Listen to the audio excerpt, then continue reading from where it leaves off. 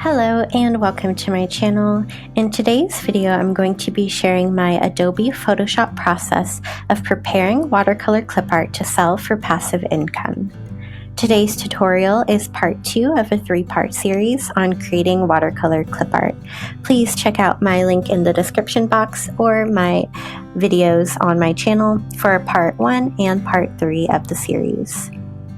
So the first thing I'm going to do is scan in my watercolor paintings. I use an HP Envy printer scanner. Make sure you're scanning your images in at least 300 dpi, so that is going to maintain a high resolution file.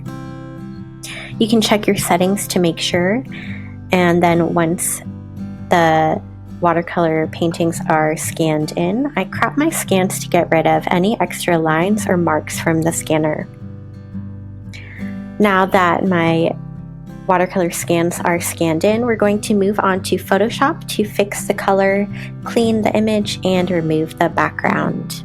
Okay, so I've opened up my scans into Photoshop. What I'm going to first do is rotate these. So I'm going to go to Image rotation and rotate it. I can press Command and plus to zoom in so I have a better look. The first thing that I'm going to do is adjust the colors. You'll see right here that I have my background, which is my watercolor scan. What I can do is press the lock so that I can make edits to the scan. I'm going to go over here to adjustments, and then the first thing I'm going to adjust are the levels. That means I'm going to be changing like the whites and the colors in it. So I'm going to just move that a little bit and move the one in the middle so that the saturation is a little bit brighter. What the levels did was take away some of that darkness so that that white of the background kind of pops a bit more, and then that part in the middle kind of fixes, I'm not sure the exact term, but it fixes the contrast a little bit, and it seems like the saturation is a bit better. If you still want to adjust hue and saturation, you can go back to adjustments, click on hue and saturation, and then kind of play with that a little bit. If you want to double check what those changes made, you can press that little I button on hue, saturation, and levels to see the difference that it made. So it did, hue saturation didn't do much. It does change it a little bit and make it brighter. So now what I'm going to do is shift and select all of those. I'm going to press Command E to merge them into one layer so that I'm not messing with a ton of different layers. And now what I'm going to do is go to Select and go down to Color Range, select on Sampled Colors, and then I'm going to press one time into the white. I'm going to press OK, and what it did was it selected all of the white that it is going to remove. But you can see that there are some little specks here and there that we'll want to cut out. So the way that we cut out is go ahead and select your lasso tool. So the lasso tool, you can either press L or just click on that little thing that looks like a little lasso. I'm going to press Shift and circle around what I do not want, and it removed it. So that means that that's going to get deleted along with all of that white background. This would be easier if I zoomed in, so I just press Command plus and zoom in. And then on some of these, it looks like it's going to be removing more than I want it to remove. So make sure you still have your lasso tool on. You can press the Option key, and then you're just going to trace around the area that you want to remain with the clip art.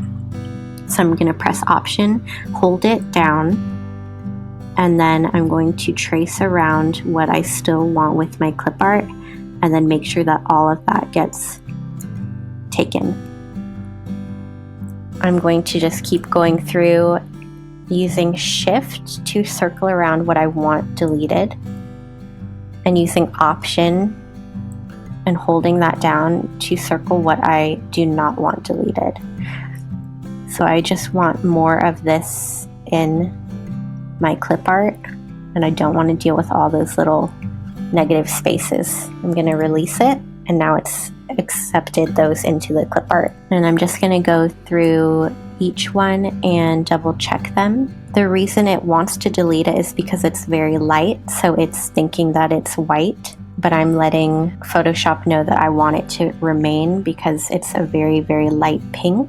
Once you're happy with it, you can zoom out again, which is Command and the negative key. Just in case I delete the background and then I'm not happy with it or something gets messed up, what you can do is take the layer, so drag it onto that little plus key.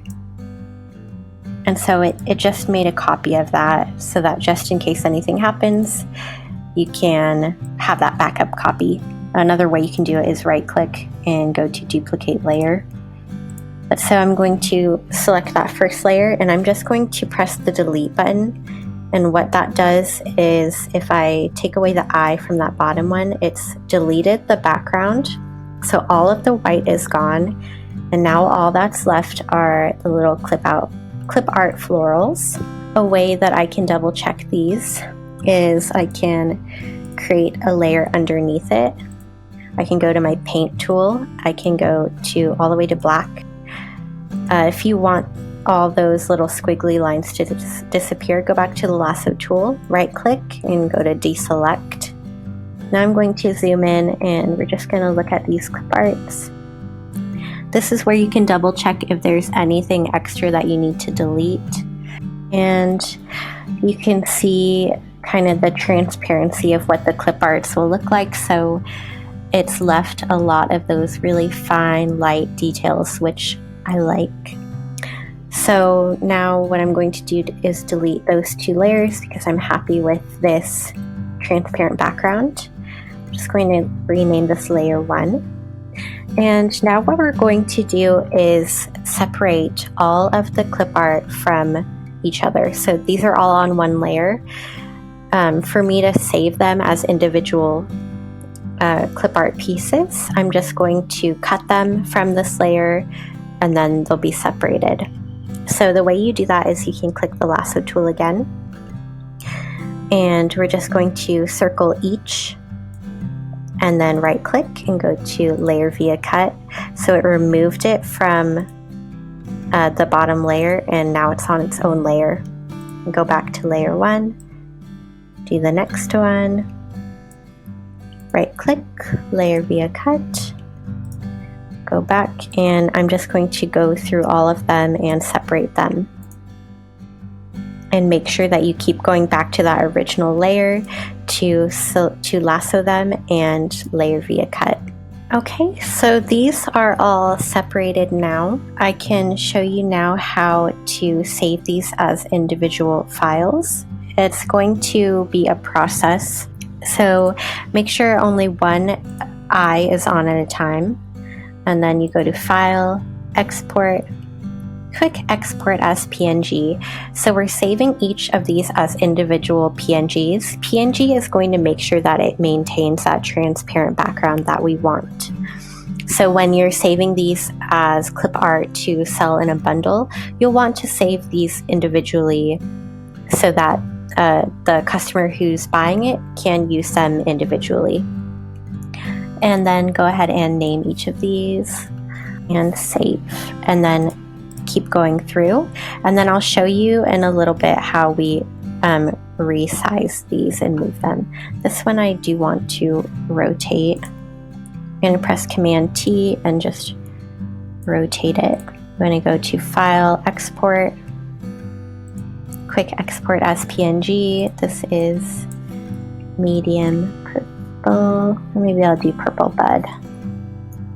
So I'm just naming them as things that I remember. Okay, so as you can see, all of them are, like if you open it, it's a tiny little thing with a ton of transparent space. So what you have to do is select all of them. We can go to Open with Preview. So they're all in one little place. What I'm going to do is use my cursor and select the size that I want. Go to Tools, and crop. So go to Tools, Adjust Size, and change that back to 300 pixels per inch. I want to make it a little bit smaller. And I'm just going to go through them and do each of these the same. I'm going to crop it, and I'm going to adjust the size, make sure it's at 300, and I don't want these to be super big. Okay, and so it looks blurry here, but you can see that when you're actually on the object, it's very clear. It's 300 dpi. Go here, I'm gonna crop this one.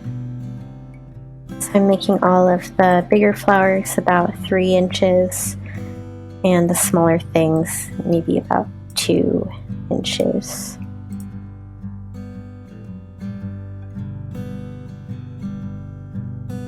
Okay, so that was all of them, and now you see that all of them are cropped and relatively the same size, about 2 and 3 inches each, and they're all 300 dpi quality high resolution clip art files.